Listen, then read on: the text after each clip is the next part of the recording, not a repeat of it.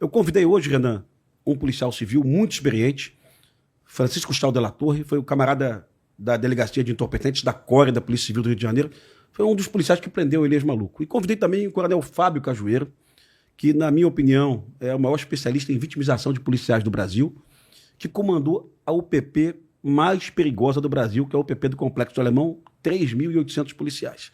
Então são 2 policiais com somados ali 60 anos de experiência, operando em favela, e eles estão aqui para te fazer perguntas difíceis, tá?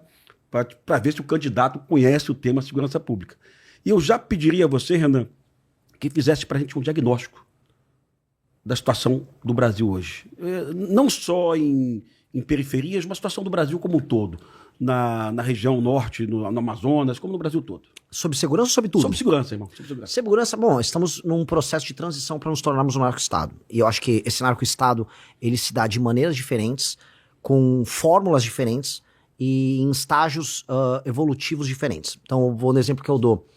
O Rio de Janeiro, você já tem uma mistura na política oficial, institucional, a Alerj, que é o maior exemplo disso, entre crime organizado, tráfico de drogas, para ser bem claro, e a política institucional.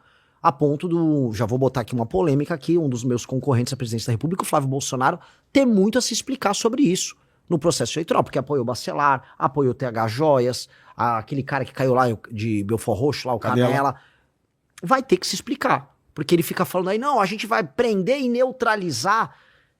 Vai. Ele foi parlamentar aqui no Rio, depois foi senador, fez alguma coisa nesses temas, mas deixando ele aqui de lado, o que eu aprendi rodando no Brasil é que... e essa é uma visão que eu quero até trazer para vocês e até sofrer a crítica e ver se vocês concordam, que existem 2 tipos, a grosso modo, de ocupação no Brasil.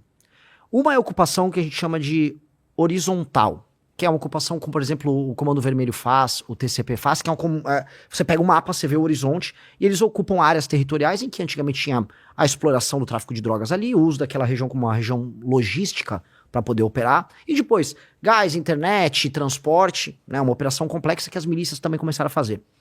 E a do PCC, acho que o termo é bem interessante, que é a ocupação vertical, que é a ocupação institucional. Então vai de mercado financeiro, posto de gasolina, Ministério Público, polícia política, portos, e é uma operação mais complexa com um faturamento maior. Então não necessariamente o PCC precisa fazer uma ocupação territorial tão ostensiva quanto um Comando Vermelho, um bonde dos malucos fazem. Mas ele tem uma operação que ela invade as instituições de uma maneira mais efetiva. São 2 modelos diferentes. Conversando, por exemplo, com membros do governo americano, eles estão mais preocupados com o modelo do PCC, porque eles já estão operando internacionalmente e é mais fluido, é mais difícil. E aí, rodando o Brasil, eu percebo um pouco os métodos. Por exemplo, em São Paulo, a gente tem o Porto de Santos, que é ocupado pelo PCC. Aí eles pegam a Baixada Santista e eles fazem uma ocupação à lá Comando Vermelho, porque acho que é um entreposto logístico para poder operar o porto. E eles estavam fazendo isso no P100, lá em Fortaleza. E aí o Comando Vermelho, né, olhou e falou, não, vamos tomar o P100. Aí o Comando Vermelho derrotou agora o PCC ali na região. O estado, inclusive, que para mim está numa situação mais preocupante é o estado do Ceará. Eu acho que você tem uma negligência gigantesca por parte do governador atual, que é o Eumano, e a tomada de cidades inteiras, participação institucional do Comando Vermelho no processo eleitoral. Então, onde eu olho, eu vejo modelos diferentes dessa ocupação, vejo uma sofisticação maior por parte do PCC, eu vejo por parte do PCC operações intricadas que a gente vai ter, por exemplo, trabalho de fronteira para a entrada da droga, somado a trabalho com prefeituras e com polícias locais na Rota Caipira, trabalho no Porto de Santos, trabalho com cooperação internacional para aplicar eles. E com o Comando Vermelho, eu vejo uma... E as facções, vamos colocar assim, de ocupação territorial regionais. Um trabalho mais intensivo junto com as polícias e com os governadores. E a gente sabe que tem muito governador que não está disposto a auxiliar. Eu citei o exemplo do Eumano no Ceará, e vou dar... Hoje eu pretendo dar nomes aqui, pra gente não fugir da discussão. Eu fui processado e condenado já pelo menos 2 vezes por falar, olha... Ele, de alguma maneira, por ser leniente, ele está cooperando. Ele permite que cidades inteiras sejam ocupadas pelo crime organizado e de maneira bem clara, ele utiliza a polícia para fazer a escolta dos moradores para fora das suas cidades, das suas casas. Então, o caso cearense é um caso assustador. Tem casos bizarros acontecendo também no Pará. Vi em menor intensidade isso acontecendo no Maranhão. Na Bahia, muito. Salvador é uma cidade que está, vamos dizer, num cenário tão ruim, talvez até pior do que o do Rio de Janeiro. Então, eu acho que o Brasil está num processo acelerado de transformação dele próprio num narco-estado.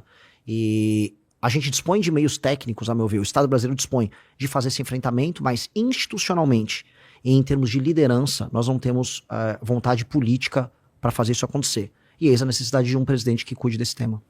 Perfeito, mas tu falou em meios técnicos. Temos legislação hoje no Brasil para esse enfrentamento? Não, essa seria a parte institucional que eu te falei. Perfeito. Institucionalmente falando, o arcabouço jurídico para a gente fazer esse enfrentamento não é suficiente. A gente tem que alterar as leis de execução penal, a gente tem que alterar as leis penais. Tem uma discussão que eu estou trazendo muito forte, que é a do direito penal do inimigo, de um autor alemão que chama Günther Jacobs, que no fundo é o pai dessas legislações especiais para enfrentamento a terrorismo, que a Dinamarca aderiu, a França aderiu, os Estados Unidos aderiu, até o Brasil ele trouxe uma parte do direito penal do inimigo e colocou isso dentro do seu corpo jurídico. Só que ele tem que ser bem mais claro com relação às facções. Elas têm que ter um tratamento jurídico diferenciado. E a tese do direito penal do inimigo é justamente o direito ser muito veloz e muito intenso com relação a membro dessas organizações anômalas. E veja, a gente recebe críticas, eu fui muito criticado, mas isso dentro de uma democracia, e eu dou exemplo, a Dinamarca, que é uma democracia que ninguém critica, ela aplica isso contra facções.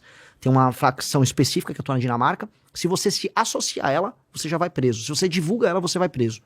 E isso tem a ver com a cultura, a narcocultura ou a superestrutura cultural do narcotráfico, a gente pode chamar do que a gente quiser, que é entendido pelo direito penal do inimigo também como uma parte integrante da facção. O aparato burocrático que ajuda a lavar o dinheiro da facção é ou não é parte da facção? Eu considero que seja. Com certeza sim. Então, institucionalmente, ou seja, em termos de arcabouço legal, trazer o direito penal do inimigo, passar um projeto de lei que inclua isso, vai permitir ao Estado ter uma ação muito mais efetiva com relação a essas figuras.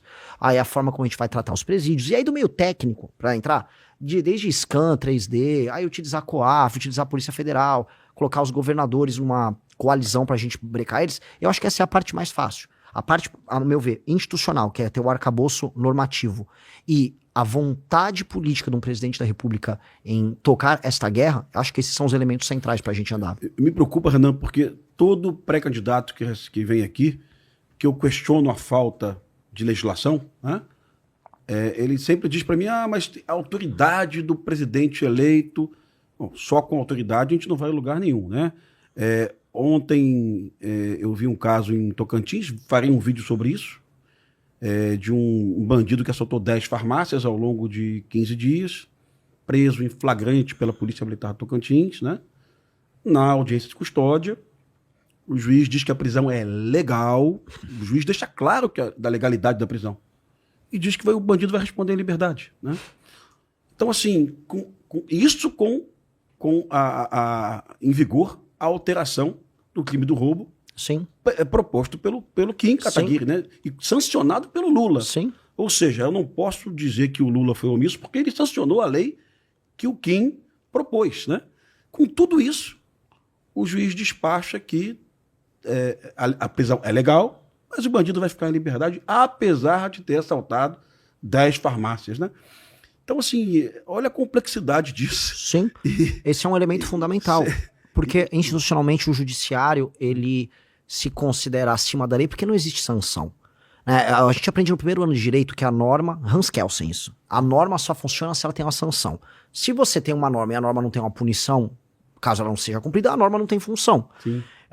Do que adianta um juiz ter a lei a ser aplicada se ele não é sancionado quando não a aplica? Sim. E quando vem uma sanção, quase nunca vem, ele é aposentado com todos os seus vencimentos até o final da vida dele. Isso é um absurdo, que essa é a parte da alteração no funcionamento judiciário que um presidente da República vai precisar fazer. E a gente tem que entender, o presidente da República, porque eu já vi os demais pré-candidatos falarem isso, não, porque o presidente vai com a força dele. Não tem força na hora do pequeno desgaste, que são nas pequenas derrotas que ele vai sendo desgastado até a institucionalidade dele cair.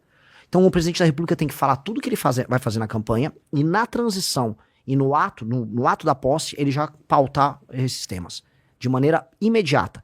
E outra coisa que eu acho que é fundamental, além de pautar e explicar no debate público, então o presidente da República tem que ser permanentemente sabatinado pela imprensa, porque o enfrentamento com relação às ideias erradas que mantêm o estado das coisas atual tem que ser feito pelo próprio presidente. Então tem que ser um presidente que sabe se comunicar e que acredita naquela tese. E isso não só em matéria de segurança. Matéria econômica vai precisar ser a mesma disposição para passar os temas e a sociedade civil ser convencida. Porque a partir do momento, eu tenho uma crença muito verdadeira nisso, que a sociedade civil entender que o presidente está tocando uma guerra comum no Estado brasileiro, você vai unificar o país. Porque tem um elemento que eu percebi agora rodando o Brasil inteiro. Do Rio Grande do Sul, que você tem 13 facções em Porto Alegre, até o Maranhão, todo mundo de todas as classes sociais, de todas as regiões do Brasil, não é que ele quer que o crime acabe, ele quer se vingar do criminoso. As pessoas estão com ódio do criminoso. Então, se tem um elemento que une o Brasil, ser o nosso grande bode expiatório, é o criminoso violento. Você consegue pegar um país que está fraturado, que se odeia, que está rachado por região, que vota na direita, e todo mundo tá pistola com o bandido. Então, o primeiro presidente que começar a enfrentar isso de verdade e começar a mostrar que dá pra fazer as coisas acontecer, você tem um efeito que é muito maior só do combate ao crime, que é reunificar o país. E aí, colocar o país na mesma guerra. Vamos agora todo mundo, presidente da república, como presidente você consegue, vou botar em estado de defesa a região de Santa Quitéria, lá no Ceará, que foi tomada pelo CV. Vou chamar o BOP lá do Rio para participar de uma operação com a polícia lá do Ceará. Você começar a unificar todo mundo se sentir brasileiro no enfrentamento a isso, que é uma causa comum a todos. Eu acho que aí sim, você vai passar os projetos, você vai ter uma boa popularidade como presidente da república tratando desses temas, e a gente muda o arcabouço institucional que envolve o judiciário e as leis penais, leis de execução penal e o Instituto do Direito Penal do Inimigo, para aí, de verdade, a gente virar um país. Hoje não é um país. Perfeito. Gostei bastante. Cajueiro, pergunta. Gostou do diagnóstico, Cajueiro? Gostei. Um diagnóstico muito bom. É o que realmente faria diferença.